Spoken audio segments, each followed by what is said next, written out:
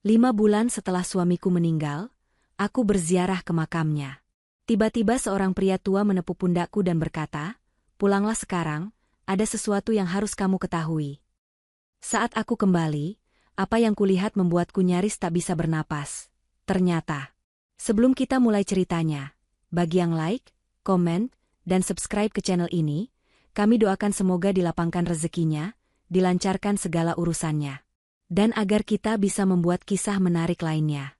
Mari kita mulai ceritanya. Udara di pemakaman Sapta Marga selalu membawa aroma tanah basah bercampur wangi bunga sedap malam dan kemenyan, sebuah kombinasi yang kini menjadi bagian tak terpisahkan dari rutinitas Dinda.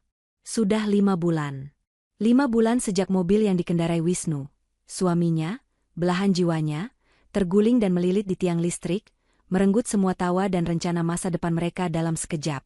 5 bulan sejak ia terakhir kali mendengar suara bariton yang selalu menenangkan itu. Dinda berlutut di sisi pusara, jari-jarinya yang ramping mengusap lembut nisan marmer hitam.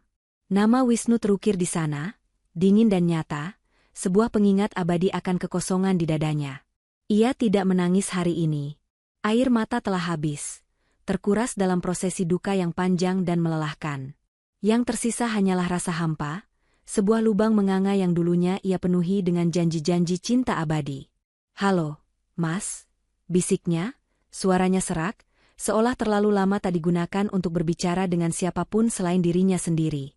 "Aku bawakan bunga kesukaanmu, yang melati putih. Jangan marah, kemarin aku lupa." Ia menyiram air kembang, membiarkan kelopak melati hanyut dan membasahi tanah gundukan di atas peti.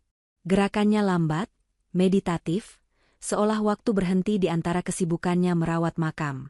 Di rumah, ia harus berpura-pura kuat di hadapan putri tunggal mereka, Bunga, yang baru berusia 6 tahun dan mulai bertanya mengapa ayah tak pernah lagi mengangkat telepon. Di tempat ini, di bawah bayangan pohon Kamboja yang menaungi, ia bisa jujur dengan kelemahannya. Dinda menarik napas dalam-dalam, aroma tanah memenuhinya. Ia menundukkan kepala, membiarkan angin sore mengibaskan helai rambutnya yang ia biarkan tergerai. Saat ia hendak bangkit, sebuah bayangan panjang jatuh di atas pusara Wisnu. Jantung Dinda berdebar pelan. Ia mengangkat wajahnya. Di sana, berdiri seorang pria tua. Badannya kurus, ditutupi kemeja batik yang sudah usang dan peci hitam yang agak miring. Wajahnya dipenuhi kerutan yang dalam, matanya tampak lelah namun tajam, seperti mata seorang pengamat yang telah melihat terlalu banyak hal. Pria itu bukan penjaga makam, karena seragam mereka berbeda. Ia hanya berdiri di sana, diam, memandangi Dinda dan pusara itu secara bergantian. Dinda merasakan hawa dingin merayapi punggungnya. Tempat ini sunyi, dan kehadiran pria tua itu terasa mengganggu, seperti ada notasi sumbang dalam melodi duka yang ia ciptakan. "Permisi, Pak?" tanya Dinda pelan, berdiri tegak, berusaha menutupi kegugupannya. Pria tua itu tidak menjawab. Ia malah melangkah 1 kali ke depan, cukup dekat sehingga Dinda bisa mencium bau tembakau dan tanah dari pakaiannya. Tangannya yang dipenuhi bintik-bintik penuaan terangkat, lalu menepuk ringan pundak Dinda. Tepukan itu tidak kasar, tetapi syarat akan urgensi yang membuat Dinda terdiam. "Pulanglah sekarang, Nak." Suara pria itu terdengar kering, berbisik seperti daun kering yang digesek angin. "Ada sesuatu di rumahmu yang harus kamu ketahui." Dinda mengerutkan dahi. "Maaf, Bapak siapa? Saya tidak mengerti." Pria tua itu menggeleng perlahan, matanya yang tajam tertuju pada makam, bukan pada Dinda. "Jangan buang waktu di sini. Ia sudah tenang. Tapi hidupmu belum." Ia menoleh, menatap mata Dinda dalam-dalam, sebuah tatapan yang penuh peringatan. Tatapan itu terasa dingin, seperti air es yang disiramkan ke wajah. "Cepat, sebelum terlalu larut." Setelah mengucapkan kata-kata itu, tanpa menunggu reaksi Dinda, pria tua itu berbalik. Ia berjalan cepat, menembus deretan nisan, lalu menghilang di balik pohon beringin tua di ujung pemakaman. Dinda hanya bisa berdiri mematung, kebingungan dan ketakutan bercampur aduk. Siapa pria itu? Apa yang ia maksud dengan "sesuatu yang harus kamu ketahui"? Dinda melihat lagi ke nisan Wisnu. 5 bulan, dan ia pikir ia telah mencapai titik terendah dari kesedihannya. Sekarang, rasa penasaran yang aneh, dingin, dan tidak menyenangkan mencengkeramnya. Ia merasa seperti baru saja menerima pesan dari alam lain, sebuah peringatan yang tidak bisa ia abaikan. Ada sesuatu di rumahmu? Kalimat itu terngiang-ngiang. Apakah bunga sakit? Apakah ada kerabat yang datang tanpa pemberitahuan? Dinda meraih tas tangannya, jantungnya berdebar kencang, sebuah irama yang jauh berbeda dari denyutan duka yang biasa ia rasakan. Kali ini adalah irama ketakutan yang dibalut firasat buruk. Ia harus pulang. Ia harus tahu. Dinda melangkah cepat, keluar dari gerbang pemakaman yang kini terasa lebih dingin dan asing dari biasanya. Di benaknya, hanya ada satu pertanyaan yang bergema. Apa yang menunggunya di rumah, yang begitu penting hingga seorang pria misterius harus memperingatkannya di atas pusara suaminya sendiri? Perjalanan pulang terasa seperti adegan yang dipercepat dalam film bisu. Dinda mengemudi mobilnya dengan kecepatan yang sedikit melebihi batas, mengabaikan klakson kendaraan lain yang protes terhadap kegugupannya. Otaknya bekerja keras mencoba memproses pertemuan aneh di pemakaman. Pria tua itu. Tatapan matanya. Pesannya yang singkat, namun mengandung bobot ancaman yang tak terdefinisi. Ia terus mengulang kalimat itu dalam hati. Pulanglah sekarang, ada sesuatu yang harus kamu ketahui. Ini pasti hanya orang iseng. Gumam Dinda, berusaha menenangkan diri. Atau orang gila yang berkeliaran di area makam. Namun, logika itu gagal meredakan kecemasan yang membuncah. Firasat adalah bahasa yang dipahami wanita, dan firasat Dinda saat ini berteriak bahwa ini bukan lelucon. Ketika mobilnya membelok memasuki gang perumahan yang tenang, jantungnya terasa seperti ditinju. Semuanya tampak normal. Pot-pot bunga di teras masih tersusun rapi, jemuran handuk di samping rumah masih bergoyang pelan tertiup angin sore. Namun, saat Dinda memarkir mobil dan menatap pintu utama rumahnya, ia merasakan kejanggalan yang samar. Pintu itu, pintu kayu jati coklat tua yang sering ia keluhkan karena warnanya yang sudah memudar, kini tampak terlalu bersih. Dinda ingat betul bahwa 3 hari lalu, saat ia menyapu teras, ada bekas goresan panjang yang cukup jelas di bagian bawah daun pintu. Mungkin karena gesekan saat pintu dibuka terlalu keras. Goresan itu, pengingat akan kecerobohan tukang pos beberapa waktu lalu, kini lenyap. Dinda keluar dari mobil, melangkah ragu. Ia menyentuh permukaan pintu. Benar. Bagian itu terasa lebih halus dari seharusnya. Seolah-olah baru saja diamplas dan divernis ulang. Tapi kenapa? Siapa yang melakukannya? Ia tidak pernah memesan jasa perbaikan apapun, dan ibunya yang tinggal tak jauh dari situ pasti akan memberitahunya jika ia melihat tukang di rumahnya. Ia memasukkan kunci, tetapi tangannya gemetar. Alih-alih merasakan kelegaan karena telah tiba di rumah, ia malah merasakan ketegangan yang meningkat. Bunga? Panggil Dinda segera setelah ia melangkahkan kaki ke ruang tamu. Putrinya yang berambut kepang 2 muncul dari balik sofa, wajahnya kotor oleh bekas makanan ringan. Bunda, kenapa cepat pulang? Kenapa cepat? Dinda mencoba tersenyum, berjongkok untuk memeluk putrinya. Memangnya Bunda harus lama-lama di makam, Nak? Nggak tahu, jawab Bunga sambil menggeleng, pandangannya tidak fokus. Tadi Om Rizal kesini, terus bilang Bunda nggak boleh pulang cepat. Om Rizal, sahabat karib Wisnu, yang sering membantu Dinda mengurus segala hal sejak suaminya meninggal. Dinda merasa aneh. Rizal? Untuk apa dia bilang begitu? Nggak tahu. Dia cuma bantuin Pak Ujang benerin pintu yang bunyi-bunyi itu, kata Bunga polos, menunjuk ke pintu utama yang baru saja Dinda sentuh.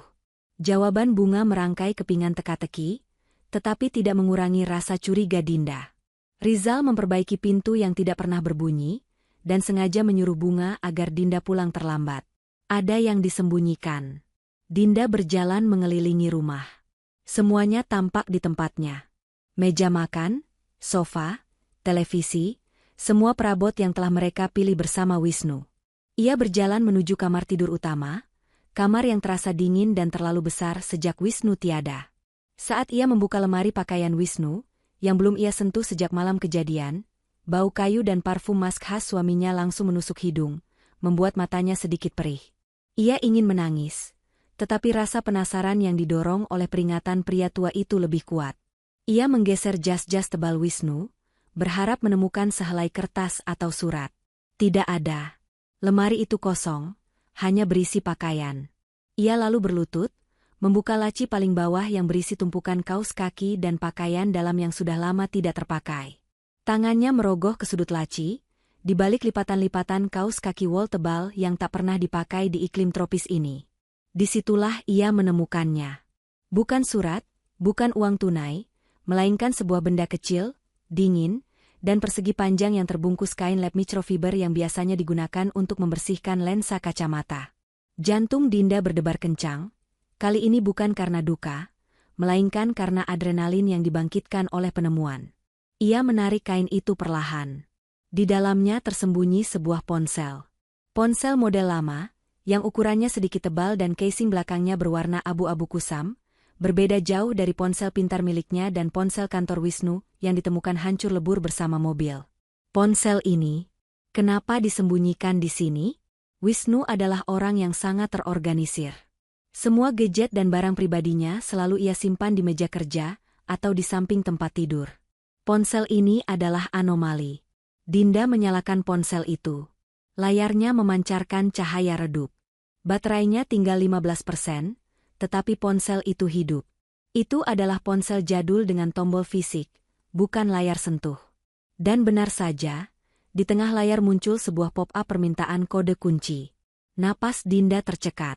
Ponsel kantor Wisnu tidak pernah dikunci. Ponsel pribadinya, yang rusak, juga hanya menggunakan sandi tanggal ulang tahun bunga.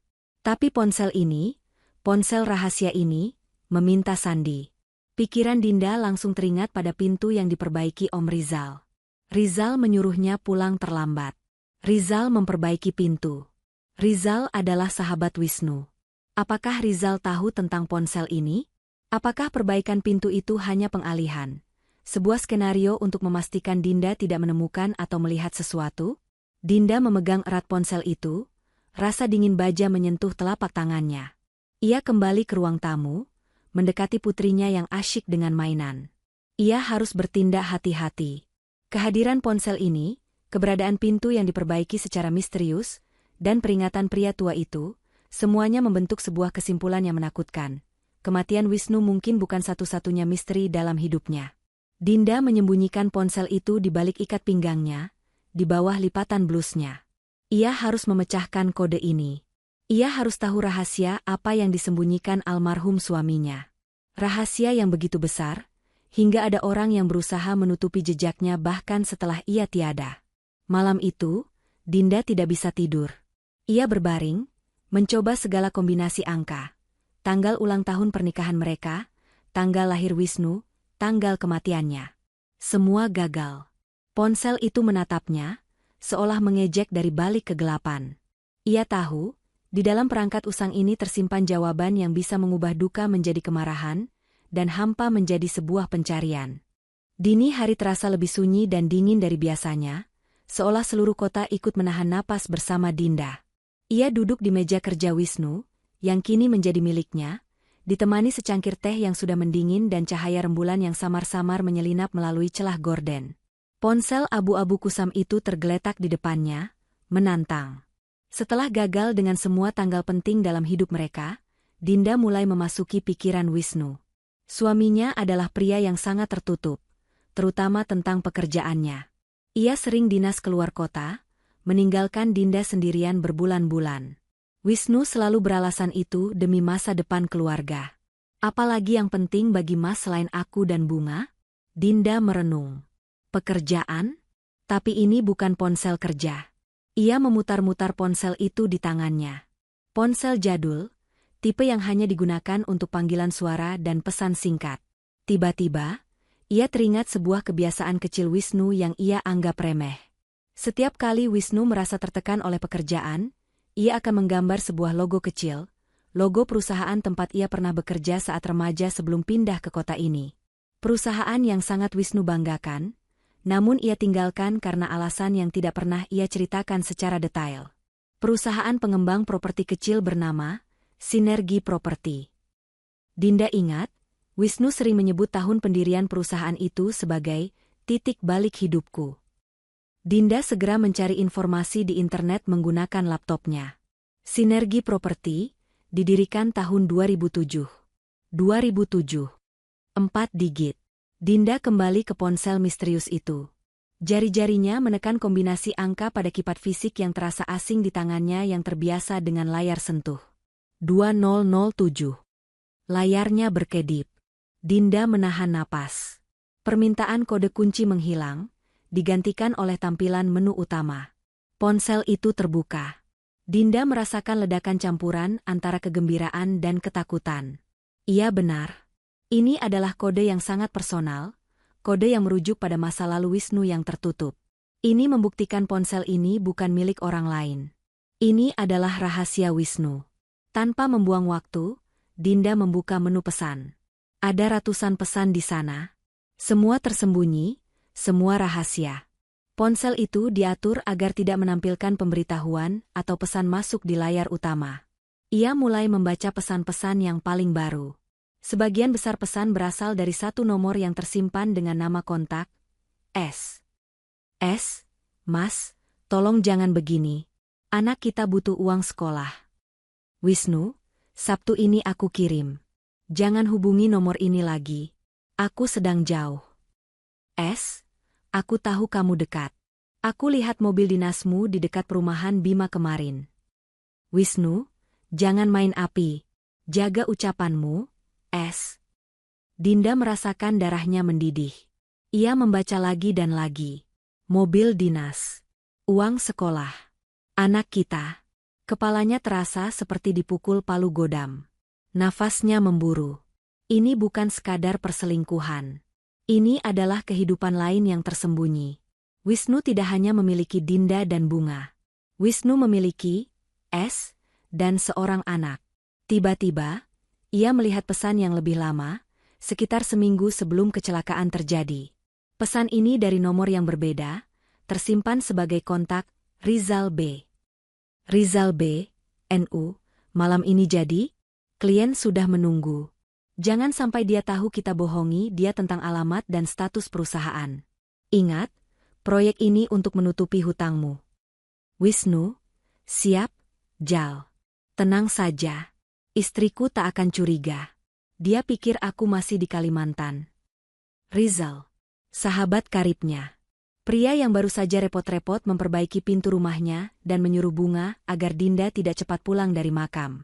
Pria yang selama ini Dinda percayai untuk membantunya mengurus segala tetek bengek pemakaman.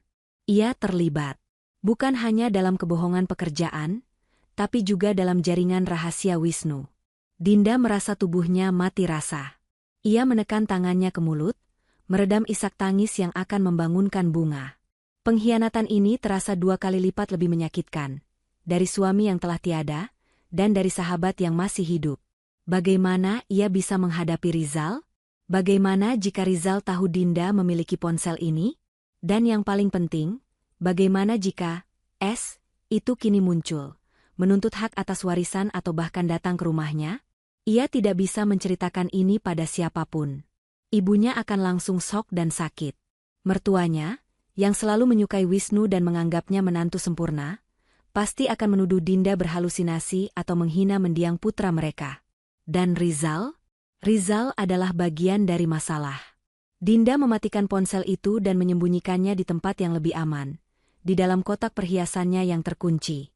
Ia harus bertindak. Ia tidak bisa hanya duduk di sini dan membiarkan bayangan kebohongan ini menghantuinya. Ia kembali menata pesan dari Rizal di layar ponsel sebelum mematikannya. Bohongi dia tentang alamat dan status perusahaan. Wisnu selalu bilang ia bekerja di perusahaan konstruksi besar yang memiliki kantor pusat di Jakarta Selatan, dengan proyek-proyek di luar Jawa. Namun, pesan ini mengisyaratkan alamat dan status perusahaan itu palsu. Mungkin, proyek yang mereka maksud adalah persembunyiannya selama ini. Dinda memutuskan. Ia harus melacaknya. Ia harus melacak alamat kantor fiktif Wisnu yang selama ini ia dengar, alamat yang selalu digunakan Wisnu sebagai alasan untuk menghilang. Jika ia bisa membuktikan kebohongan ini, ia bisa membongkar kebohongan yang lebih besar. Siapa sebenarnya, S, dan anak siapa yang ia sebut di sana. Matahari pagi mulai menyingsing, mewarnai langit dengan jingga. Dinda berdiri, merasakan kekuatan baru yang asing. Ini bukan lagi duka yang ia rasakan. Ini adalah kemarahan yang tenang, sebuah tekad baja untuk mencari kebenaran. Ia akan berhenti menjadi janda yang lemah dan berduka. Mulai hari ini, ia adalah seorang penyelidik. Dinda menghabiskan waktu semalaman merencanakan pergerakannya. Kehati-hatian adalah kunci. Ia membersihkan ponsel rahasia Wisnu dengan tisu alkohol, seolah itu bisa menghilangkan jejak kebohongan, lalu menguncinya kembali dalam kotak perhiasan. Ia tidak boleh bertindak gegabah, apalagi mengkonfrontasi Rizal. Jika Rizal terlibat, ia perlu mengumpulkan lebih banyak bukti. Target Dinda berikutnya, kantor Wisnu. Selama ini, Wisnu selalu menyebut nama perusahaan, Adiguna Konsultama, di kawasan bisnis elit Jakarta Selatan sebagai kantornya. Dinda bahkan pernah mengantarnya ke sana beberapa kali, melihat lobi megah dengan penjaga berpakaian rapi. Namun, pesan Rizal yang menyebutkan alamat dan status perusahaan adalah kebohongan, membuat Dinda ragu. Pagi itu, Dinda berdandan dengan hati-hati. Ia memilih setelan kerja yang rapi, lengkap dengan blazer abu-abu. Penampilannya harus meyakinkan, bukan sebagai janda yang sedang berduka, melainkan sebagai seorang profesional yang sedang menjalankan tugas. Ia perlu menyamar. "Bunga, hari ini mainnya sama nenek dulu, ya? Bunda ada urusan penting," kata Dinda pada putrinya. Bunga mengangguk, terlalu asyik dengan kartun di televisi. Dinda mencium kening putrinya, hatinya teremas. Semua ini, ia lakukan demi Bunga. Perjalanan menuju Jakarta Selatan terasa panjang. Saat tiba di gedung perkantoran mewah yang dulu sering ia kunjungi, Dinda merasakan gelombang kecemasan. Gedung itu, dengan dinding kaca berkilauan dan plang nama yang mengesankan, terlihat terlalu solid untuk menjadi kebohongan. Dinda memasuki lobi. Segala sesuatu, lantai marmer yang mengkilap, aroma kopi mahal, hingga kesibukan orang-orang berjas, semuanya menjerit profesionalisme dan legitimasi. Ia berjalan ke meja resepsionis, seorang wanita muda dengan seragam biru navy. "Selamat siang, ada yang bisa saya bantu?" tanya resepsionis itu dengan senyum ramah yang terlatih. Dinda memaksakan senyum yang serupa. "Selamat siang. Saya Dinda. Saya punya janji dengan Bapak Wisnu Hidayat dari Adiguna Konsultama. Beliau rekan kerja saya di proyek Karawang." Ia menggunakan nama proyek fiktif yang pernah Wisnu sebutkan sekilas, berharap itu akan meyakinkan. Resepsionis itu mengetik cepat di komputernya. Senyumnya mulai memudar, digantikan oleh ekspresi bingung. "Mohon maaf, Bu Dinda. Saya periksa di daftar janji, tidak ada nama Bapak Wisnu hari ini." "Mungkin ada kesalahan komunikasi," sela Dinda cepat. "Bisa tolong periksa daftar karyawan Adiguna Konsultama? Saya perlu memastikannya. Saya khawatir ada miskomunikasi mengenai proyek ini." Resepsionis itu ragu sejenak, melirik ke arah atasannya yang sedang sibuk. Namun, wajah Dinda yang terlihat mendesak dan profesional membuatnya menurut. Ia kembali mengetik. "Adiguna Konsultama? Ya, mereka ada di lantai 12. Tapi, resepsionis itu berhenti, matanya kembali ke layar. "Di database karyawan Adiguna, tidak ada nama Wisnu Hidayat, Bu." Jantung Dinda terasa mencelos, namun ia harus tetap tenang. "Maksud Anda, beliau sudah tidak bekerja di sana?" "Bukan, Bu. Maksud saya, nama itu tidak pernah ada di daftar karyawan kami, baik yang aktif maupun yang sudah keluar. Saya bisa pastikan bahwa Bapak Wisnu Hidayat bukan bagian dari perusahaan kami." Resepsionis itu mengucapkan kalimat terakhir dengan nada menyesal, namun faktual. Dunia Dinda terasa berputar. Lobi mewah, lift, penjaga keamanan, semua hanyalah latar belakang dari sebuah sandiwara besar. Wisnu tidak pernah bekerja di sini. Ini semua adalah kebohongan yang rapi, kebohongan yang ia jalani selama bertahun-tahun. Lalu, apa yang Wisnu lakukan setiap kali ia berkata, dinasi, atau kerja? Kemana ia pergi saat Dinda mengantarnya ke gerbang gedung ini? Dinda mengucapkan terima kasih dengan nada datar, berbalik, dan berjalan keluar. Langkahnya terasa berat, seolah ia membawa beban semua kebohongan suaminya di pundaknya. Ia masuk ke mobil, menutup pintu, dan membiarkan dirinya bersandar di kursi pengemudi. Dia bohong. Dia tidak bekerja di sana. Semua yang ia ceritakan tentang ambisinya, tentang proyek besar, tentang janji masa depan, semua itu omong kosong. Kemarahan mengikis duka yang tersisa di hatinya. Kebohongan ini terlalu besar. Ini bukan sekadar perselingkuhan, ini adalah identitas palsu yang dibangun di atas fondasi pernikahan mereka. Dinda mengambil ponselnya dan memotret plang nama gedung itu. Ia memotret pintu masuk Adiguna Konsultama di lantai 12, yang ia naiki dengan berpura-pura mencari kamar kecil. Ia mengumpulkan bukti. Sekarang ia tahu. Pekerjaan Wisnu fiktif. Uangnya, ia dapatkan dari mana? Hutang yang disebut Rizal? Dan yang paling penting, siapa, S, yang memiliki anak dengannya? Dinda menyalakan mobil. Ia tidak akan pulang. Ia harus segera melacak petunjuk berikutnya. Ponsel itu. Pesan-pesan di dalamnya. Tadi malam ia melihat ada beberapa pesan yang menyebutkan sebuah perumahan Bima, Blok C. Jika Wisnu tidak berdinas, dan ia tinggal di suatu tempat yang dekat dengan tempat S, melihat mobil dinasnya, maka perumahan Bima Blok C adalah tujuan berikutnya. Itu adalah aksi proaktif yang berisiko, namun Dinda tahu, ia tidak akan bisa tidur tenang sebelum menghadapi kebenaran secara langsung, tidak peduli betapa menyakitkannya kebenaran itu. Ia mengarahkan mobilnya keluar dari kawasan elit Jakarta Selatan, menuju pinggiran kota yang lebih padat dan jauh dari hiruk-pikuk kemewahan. Ia bergerak, mencari bayangan, mencari S. Setelah berkendara selama hampir 2 jam, Dinda tiba di depan gerbang lusuh perumahan Bima. Perumahan itu kontras sekali dengan gambaran kehidupan Wisnu yang ia kenal. Tidak ada satpam berseragam, hanya portal besi berkarat dengan spanduk kusam bertuliskan, dijual rumah tanpa perantara. Dinda memarkir mobilnya agak jauh, memilih untuk berjalan kaki. Ia menyusuri blok-blok rumah sederhana yang tampak seragam.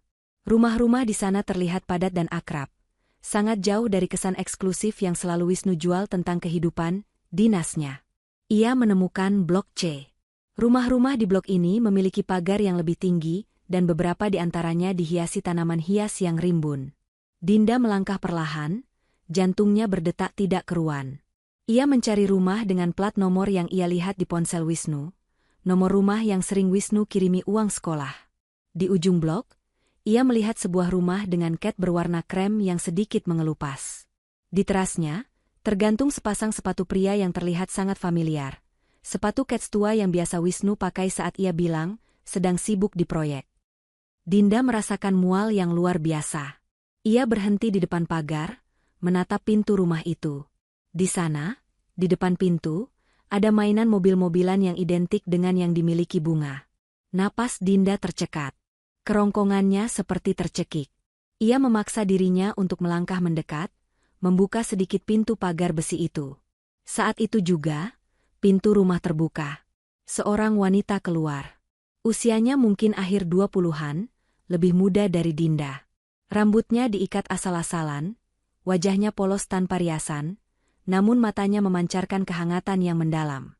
Ia mengenakan daster rumahan dan terlihat seperti baru selesai memasak. Aroma bawang goreng samar-samar tercium. Di tangannya, ia memegang tangan seorang anak laki-laki kecil, mungkin berusia 4 tahun, dengan pipi tembam dan, seketika itu juga Dinda membeku, senyum dan bentuk mata yang sangat mirip dengan Wisnu. Wanita itu tersenyum pada Dinda, mengira Dinda adalah tetangga baru atau seseorang yang salah alamat. "Selamat sore, Bu. Maaf, mencari siapa?" tanyanya, suaranya lembut, tanpa sedikit pun nada permusuhan. Dinda tidak bisa menjawab. Air matanya tiba-tiba tumpah, bukan air mata duka, melainkan air mata pengkhianatan yang membakar. Ia menunjuk anak laki-laki itu dengan tangan gemetar. "Dia? Siapa dia?" tanya Dinda, suaranya bergetar hingga nyaris tak terdengar. Wanita itu mengerutkan dahi, ekspresi bingungnya berubah menjadi kecurigaan saat melihat keadaan Dinda yang hancur. Ia menarik anaknya sedikit ke belakang, mendekapnya protektif. "Maaf. Ibu ini siapa? Ada perlu apa?" Saya Dinda. Saya istri Wisnu Hidayat. Dan saya tahu anak itu. Saya tahu dia anak suami saya." Dinda tidak lagi berbisik. Ia berteriak. Mendengar nama itu, Wajah wanita itu langsung pucat pasi. Kehangatan di matanya hilang, digantikan oleh kepanikan. Ia langsung tahu. Tolong, Bu. Jangan di sini. Masuk dulu, wanita itu memohon, melirik cemas ke rumah-rumah tetangga. Dinda masuk ke dalam rumah. Ruangan tamunya kecil, sederhana, namun rapi. Terlalu berbeda dari rumahnya yang besar dan dingin. Wanita itu, yang kini Dinda yakini adalah S, menyuruh anak itu masuk ke kamar belakang. Setelah pintu kamar tertutup, wanita itu duduk di sofa usang, tatapannya menyeratkan rasa bersalah yang mendalam dan kelelahan yang panjang. Jadi, Anda akhirnya tahu, bisiknya, menyerah. Nama saya Sari. Dan ya, saya istri Wisnu. Istri? Dinda tidak bisa menahan ledakan emosinya. Saya istri sahnya. Kami menikah lebih dari 8 tahun lalu. Kalian menikah kapan? Sari menunduk. 5 tahun lalu. Secara siri. Dia bilang pada saya, Anda adalah mantan istrinya, dan ia sudah bercerai. Ia bilang Anda tidak mau menandatangani surat cerai. Dia berbohong pada kita berdua. Dinda meremas tangannya. Kami tidak pernah bercerai. Kami punya anak perempuan. Di tengah pertengkaran emosional itu, Sari menoleh ke rak dinding. Di sana, terpajang sebuah foto pernikahan yang sederhana. Wisnu, tersenyum lebar, mengenakan kemeja batik yang sama dengan pria tua di pemakaman. Saya tahu, ini semua menyakitkan. Tapi dia adalah suami yang baik di sini. Dia menafkahi kami. Dia ada setiap kali dia bilang dinas, tapi sebenarnya dia tinggal di sini. Sari terdiam sejenak, lalu ia mengucapkan kalimat yang membuat Dinda merasa semua darahnya mengalir keluar. Dan lagi, Anda datang ke makamnya, kan? Makam di Sapta Marga itu. Saya juga ke sana, 2 minggu yang lalu. Tapi, Bu Dinda, Wisnu tidak dimakamkan di sana. Dinda menatap Sari, otaknya gagal memproses informasi. Apa maksudmu? Makam itu kosong. Hanya gundukan tanah untuk menutupi nama. Kecelakaan itu nyata, mobilnya hancur. Tapi tubuh Wisnu dimakamkan di kampung halamannya, di Jawa Timur. Dia yang minta. Dia bilang pada saya, dia ingin dimakamkan di sana, jauh dari konflik jika suatu hari kebenaran terungkap. Dinda jatuh terduduk di lantai, rasa sakit di dadanya lebih parah dari rasa sakit kehilangan. Ia tidak hanya ditipu oleh suami yang memiliki 2 kehidupan, tetapi ia juga berduka di tempat yang salah. Air mata yang ia tumpahkan selama 5 bulan adalah untuk tanah yang kosong. Makam itu kosong. Pengkhianatan yang begitu dingin, begitu terencana. Wisnu tidak hanya meninggalkan kebohongan, ia meninggalkan sebuah monumen palsu untuk kebohongannya. Ini adalah titik terendah. Semua harapannya untuk menghormati kenangan Wisnu hancur lebur. Ia adalah orang bodoh yang menjalani ritual duka yang konyol. Dinda menatap Sari, lalu ke kamar di mana anak laki-laki itu bersembunyi. Mereka adalah korban sama seperti dirinya. Rasa marahnya kini bergeser, dari Wisnu menjadi Rizal, pria yang pasti tahu semua ini, pria yang memperbaiki pintu dan mencoba mengulur waktu Dinda di pemakaman palsu. Dinda berdiri. Rasa sakit telah berubah menjadi tekad yang mematikan. Ia harus kembali ke pemakaman. Bukan untuk berziarah, tetapi untuk mencari pria tua misterius itu. Pria tua yang memakai batik yang sama dengan foto pernikahan Wisnu dan Sari. Pria tua itu pasti saksi kunci, atau bahkan keluarga Sari yang disuruh mengawasi makam palsu itu. Setelah meninggalkan rumah Sari dengan perasaan campur aduk, hancur karena kebohongan, namun bertekad oleh kebenaran, Dinda segera menghubungi ibunya untuk memastikan bunga aman. Ia memberi alasan harus mengurus klaim asuransi yang mendadak mendesak. Tujuan Dinda kini hanya satu, pemakaman Sapta Marga. Sari telah memberikan petunjuk vital. Pria tua misterius itu memakai batik yang sama dengan batik pernikahan Sari dan Wisnu. Sari menduga, pria itu adalah pamannya yang diminta Wisnu untuk mengawasi makam palsu itu, memastikan tidak ada yang mengganggu sampai semuanya beres. Namun, setelah Wisnu meninggal, Paman Sari mungkin merasa kasihan pada Dinda dan memutuskan untuk memberitahu petunjuk. Dinda tiba di pemakaman saat matahari mulai terbenam, menciptakan bayangan panjang dan suasana yang lebih menyeramkan dari kunjungan pertamanya. Ia tidak langsung menuju pusara palsu itu. Kali ini, ia berjalan perlahan, mencari sosok yang familiar, kemeja batik usang, peci miring, dan mata yang penuh lelah. Ia menemukannya.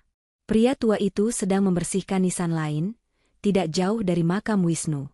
Ia tampak tenang, seolah tidak pernah mengucapkan peringatan yang mengubah hidup Dinda. Dinda mendekat, langkahnya mantap.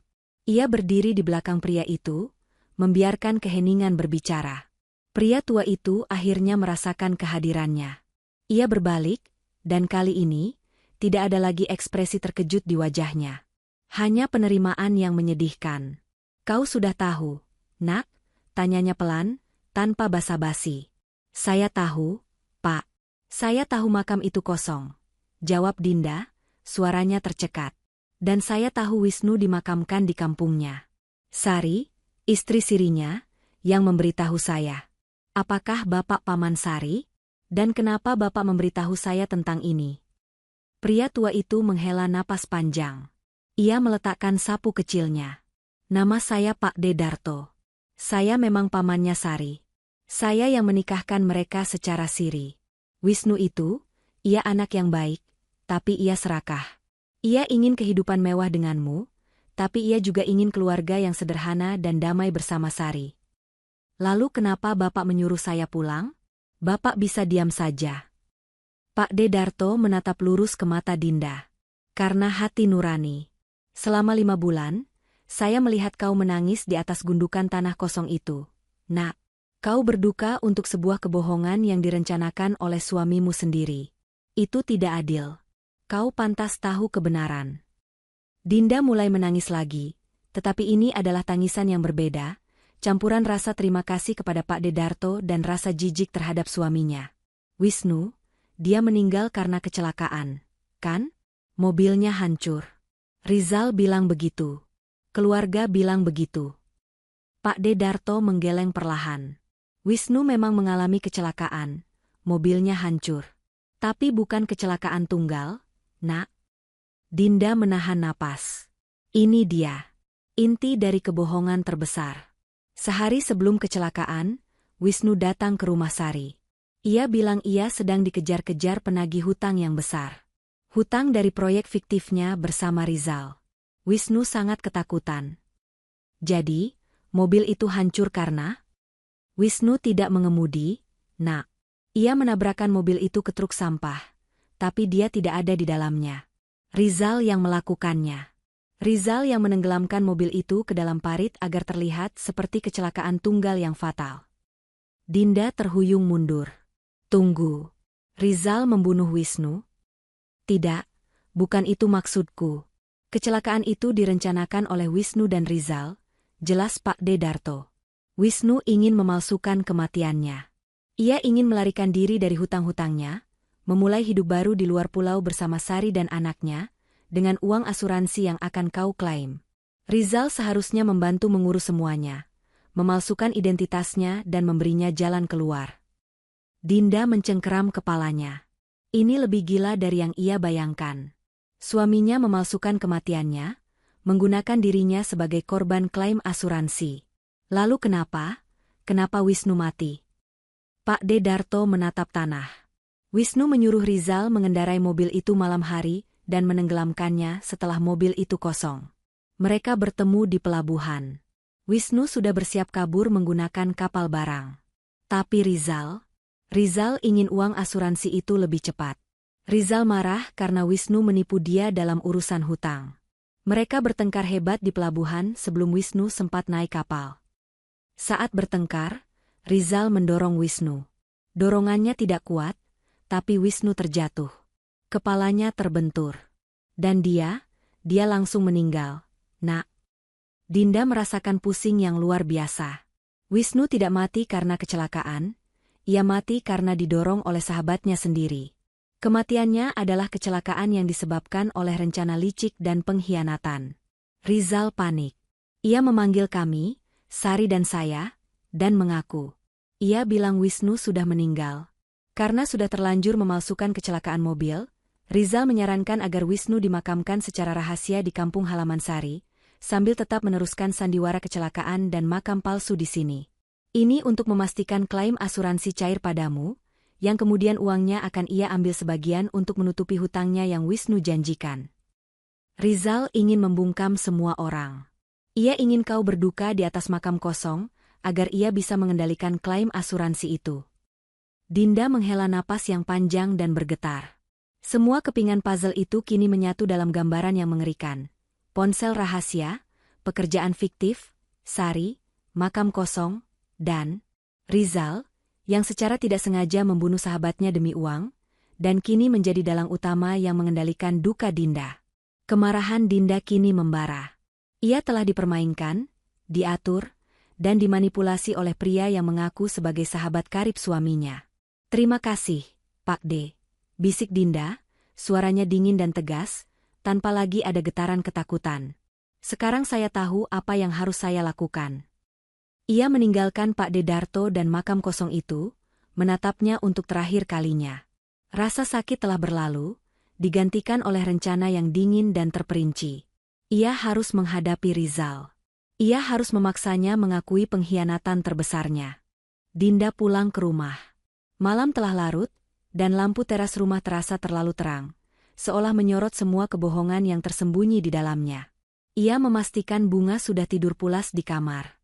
Kemudian, ia mengambil ponsel rahasia Wisnu dari kotak perhiasan, menyalakannya, dan menyalin semua pesan dari Rizal ke ponselnya sendiri sebagai cadangan.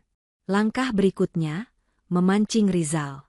Dinda meneleponnya, suaranya terdengar lembut dan sedikit serak, seperti seorang janda yang terlalu lelah dan rapuh. "Rizal, bisa datang ke rumah sekarang?" tanya Dinda.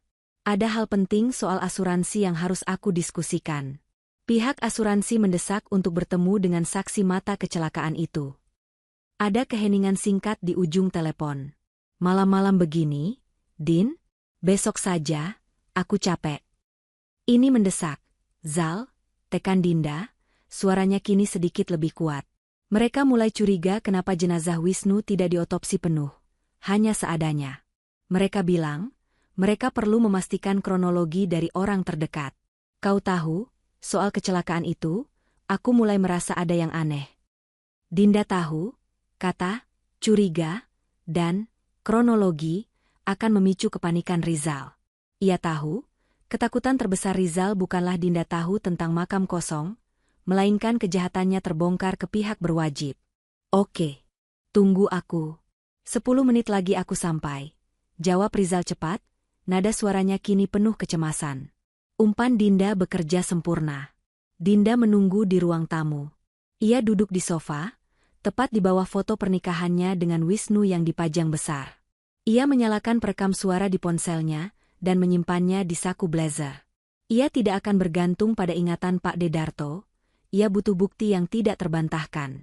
Tepat 10 menit kemudian, ketukan terdengar di pintu. Dinda membukanya, wajahnya tampak lelah, seolah baru saja menangis. "Terima kasih sudah datang, Zal," ucapnya, memberi jalan masuk. Rizal masuk. Wajahnya terlihat tegang, jaket kulitnya yang biasa ia kenakan terlihat kusut. Ia melirik waspada ke sekeliling, seolah mencari-cari apakah ada orang lain. "Asuransi kenapa? Mereka tidak bisa mencairkan uangnya secepat ini?" "Tenang saja, biar aku yang urus. Aku bilang mereka hanya perlu bersabar," kata Rizal, mencoba bersikap meyakinkan, namun matanya terus bergerak gelisah. Dinda duduk, menyilangkan kakinya, menatap Rizal lurus-lurus. "Bukan itu masalahnya, Rizal." Ia mengeluarkan ponsel rahasia Wisnu dan meletakkannya di meja. "Ponsel ini," kata Dinda, suaranya sedingin es. Wajah Rizal langsung pucat pasi. Ia menatap ponsel itu, lalu ke Dinda. Keringat dingin mulai membasahi pelipisnya. "Ponsel? Ponsel apa, Din?" "Aku nggak tahu," bantah Rizal, nada suaranya meninggi. "Jangan bohong.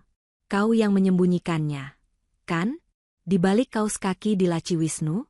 Atau jangan-jangan kau yang lupa mengambilnya saat kau membersihkan rumah ini, persis setelah kau dan Wisnu merencanakan pemalsuan kematian itu?" Rizal terdiam, tidak mampu membantah. Ekspresinya berubah dari terkejut menjadi marah dan terdesak. Kau tahu isinya, Zal? Kau tahu pesan-pesanmu tentang hutang, tentang proyek fiktif, dan tentang bagaimana kalian harus membohongi aku tentang alamat dan status perusahaan. Lanjut Dinda, mengangkat satu alisnya. Baik, aku akui. Kami berbohong soal pekerjaan. Wisnu terlilit hutang besar karena investasinya gagal. Dia memintaku untuk membantunya. Ini semua karena dia, seru Rizal, kini membela diri. Dinda tersenyum pahit. Tentu, selalu Wisnu yang salah. Tapi, kenapa kau repot-repot menyuruh Bunga agar aku tidak cepat pulang dari makam? Zal, kenapa kau harus memperbaiki goresan pintu yang tidak pernah ada rusaknya? Rizal mencoba mengambil ponsel di meja, tetapi Dinda dengan sigap menariknya. Kau ingin memastikan tidak ada jejak, kan? Supaya aku tetap berduka di atas tanah kosong itu. Supaya aku tetap jadi janda bodoh yang dengan patuh akan mengurus klaim asuransi. Sebagian besar uangnya akan kau ambil untuk menutupi hutang yang kau bilang Wisnu yang buat. Rizal bangkit berdiri. Kekalahan sudah terlihat jelas di matanya. Ia tidak lagi menyembunyikan amarahnya. Kau sudah tahu, ya? Bagus. Iya. Aku yang membuat rencana itu. Memalsukan kematiannya, aku yang menenggelamkan mobil itu. Rizal berteriak, suaranya menggema di ruangan sunyi itu. Dinda balas menatapnya, matanya tidak berkedip. Dan kau yang membunuhnya, Rizal. Rizal terdiam, mulutnya terbuka sedikit. Kau mendorongnya di pelabuhan. Kau yang membuat kepalanya terbentur. Itu bukan lagi skenario. Itu pembunuhan yang kau tutupi dengan makam palsu dan ritual duka yang konyol. Kau tahu, aku sudah bertemu dengan Pak Dedarto, saksi yang melihat kau mendorong Wisnu dan memakamkannya di kampung halamannya. Kata Dinda, dengan setiap kata adalah paku yang menancap di hati Rizal. Wajah Rizal berubah total. Ketakutan kini menguasai dirinya. Ia melangkah maju, tangannya terangkat. Kau tidak akan bisa membuktikan apa-apa, Jalang. Itu hanya kata-kata orang tua gila. Kalau kau berani bicara, aku akan bilang kau yang menyembunyikan ponsel itu untuk memalsukan bukti. Ancam Rizal, suaranya bergetar karena panik. Dinda tidak gentar. Ia meraih tangannya, yang sudah memegang ponselnya yang merekam di saku blazer. Aku punya buktinya, Zal. Aku merekam semua yang kau katakan barusan. Semua pengakuanmu tentang memalsukan kematian dan dorongan itu, semuanya sudah terekam. Rizal menatap mata Dinda, menyadari bahwa ia baru saja menggali kuburannya sendiri. Wanita rapuh yang ia manfaatkan ini telah berubah menjadi lawan yang cerdik dan mematikan. Ia terpojok. Dalam keputusasaan yang memuncak, Rizal berusaha menerjang Dinda, mencoba merebut kedua ponsel itu. Berikan padaku, teriak Rizal. Dinda dengan sigap menghindar. Namun, teriakan keras Rizal sudah cukup untuk membangunkan Bunga. Pintu kamar terbuka. Bunga, dengan mata mengantuk, berdiri di ambang pintu, melihat ibunya dan Om Rizal, sahabat baik ayahnya, saling dorong dengan ekspresi wajah yang menakutkan. Om Rizal. Kenapa teriak-teriak? Tangis Bunga, ketakutan. Melihat anak itu, Dinda menarik diri. Ia memeluk Bunga dengan erat, melindungi putrinya dari monster di ruang tamu mereka. Pulanglah, Rizal. Besok pagi, aku akan ke kantor polisi. Aku punya semua bukti yang dibutuhkan. Dan aku akan pastikan kau membayar bukan hanya untuk kebohongan, tapi juga untuk kematian Wisnu. Bisik Dinda, tatapannya kini benar-benar kosong dari rasa kasihan. Rizal berdiri mematung di tengah ruangan, dikalahkan. Ia melihat Dinda memeluk Bunga, dan ia tahu, permainan telah berakhir. Pagi menyingsing, membawa cahaya yang terasa begitu jujur dan bersih, kontras dengan kegelapan konspirasi yang baru saja Dinda bongkar. Setelah Rizal meninggalkan rumah semalam, diliputi kepanikan dan kekalahan, Dinda tidak tidur. Ia menghabiskan sisa malam dengan memeluk Bunga di sofa, bukan karena ketakutan, melainkan karena ia akhirnya merasa bebas. Bebas dari kewajiban untuk berduka di atas kebohongan. Ia mendengarkan rekaman suara di ponselnya berulang kali. Suara Rizal, pengakuannya, dan rencananya. Semua terperangkap. Ia tidak lagi membutuhkan makam palsu, atau bahkan kisah romansa yang ia bangun bersama Wisnu. Yang ia butuhkan hanyalah kebenaran. Saat Bunga terbangun, Dinda memeluknya erat-erat, mencium aroma rambutnya yang seperti sampo bayi. "Selamat pagi, sayang. Hari ini, kita akan memulai hidup baru, ya?" Pagi itu, Dinda tidak langsung pergi ke kantor polisi. Ia tahu, sekali ia melangkah ke sana, kehidupannya akan menjadi sorotan media, dan Bunga akan menghadapi badai yang tidak ia pahami. Dinda memilih langkah yang lebih mendesak dan pribadi. Ia meninggalkan Bunga di rumah ibunya, beralasan akan mengurus warisan. Kemudian, ia menuju kantor polisi untuk menyerahkan rekaman pengakuan Rizal dan semua bukti dari ponsel rahasia Wisnu. Ia meminta proses ini dirahasiakan sejauh mungkin, demi perlindungan anak dan saksi lain, Pak Dedarto dan Sari. Setelah itu, ia mengunjungi Sari di perumahan Bima. Sari membuka pintu, wajahnya terlihat waspada. "Bu Dinda, ada apa?" "Aku sudah menyerahkan semua bukti ke polisi, Sari. Tentang Rizal dan rencananya," kata Dinda tanpa basa-basi. Sari terkesiap, menutup mulutnya. "Apa? Apa yang akan terjadi sekarang?" "Wisnu sudah tenang, dimakamkan dengan benar, di tempat yang ia inginkan. Rizal akan menghadapi konsekuensinya. Dan kita harus berdamai," ucap Dinda, matanya melembut. "Kita adalah korban. Sama-sama ditipu oleh kebohongan yang sama." Dinda menjelaskan kepada Sari tentang rencana asuransi yang akan dicairkan, yang tadinya akan dimanfaatkan Rizal, kini harus dibagikan secara adil. Tidak ada tuntutan hukum yang akan diajukan Dinda kepada Sari, karena Sari pun adalah istri yang ditipu. "Aku tahu, uang ini tidak akan menghapus rasa sakit. Tapi, ini adalah hak anakmu. Aku akan pastikan anakmu mendapatkan pendidikan yang layak. Wisnu mungkin suami yang buruk, tapi ia tetap ayah bagi anak kita berdua." Sari menangis, terharu. Ia memeluk Dinda. Dua wanita yang seharusnya menjadi musuh bebuyutan, kini berbagi duka yang sama dan pengampunan. Dinda tidak lagi melihat Sari sebagai pelakor yang merenggut suaminya, melainkan sebagai sesama wanita yang berjuang di tengah tipuan. Keputusan terbesar Dinda muncul setelah ia pulang dari pertemuan itu. Ia kembali ke rumahnya yang kini terasa asing, berjalan menuju kamar tidur utama. Ia membuka lemari Wisnu. Ia mengeluarkan semua jas, kemeja, dan benda-benda Wisnu. Ia menyentuh semuanya untuk terakhir kali, mengucapkan selamat tinggal yang tulus. Bukan duka, hanya pelepasan. Ia memanggil jasa mover. Dalam waktu seminggu, Dinda dan Bunga pindah. Bukan ke rumah yang lebih mewah, tetapi ke sebuah apartemen kecil yang hangat dan jauh dari lingkungan lama, jauh dari bayangan makam palsu dan ingatan akan tawa palsu. Dinda menjual rumah lamanya. Uangnya, ia bagi rata antara tabungan pendidikan Bunga dan sebagian untuk Sari dan anaknya.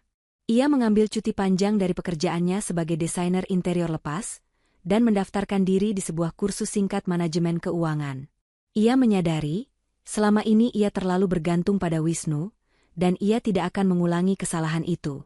Suatu sore, Dinda dan Bunga duduk di balkon apartemen baru mereka, memandangi hiruk-pikuk kota.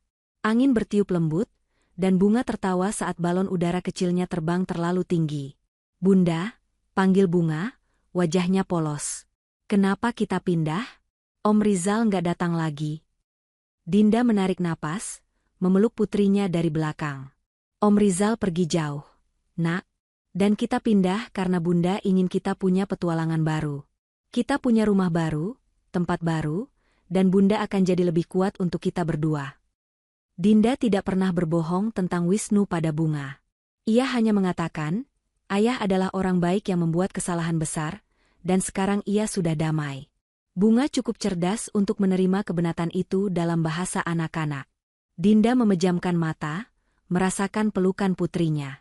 Ia telah kehilangan suami dan sahabat, tetapi ia mendapatkan kebenaran, keberanian, dan masa depan yang sepenuhnya ada di tangannya. Ia telah melewati badai pengkhianatan dan berhasil keluar sebagai pemenang. Tepat di bawah pelukan hangat putrinya, Dinda merasakan normal baru. Ia bukan lagi janda yang berduka di atas makam kosong. Ia adalah Dinda, wanita yang kuat, ibu yang protektif, dan arsitek bagi kehidupannya sendiri. Dan kali ini, Fondasinya dibangun di atas kejujuran, bukan kebohongan.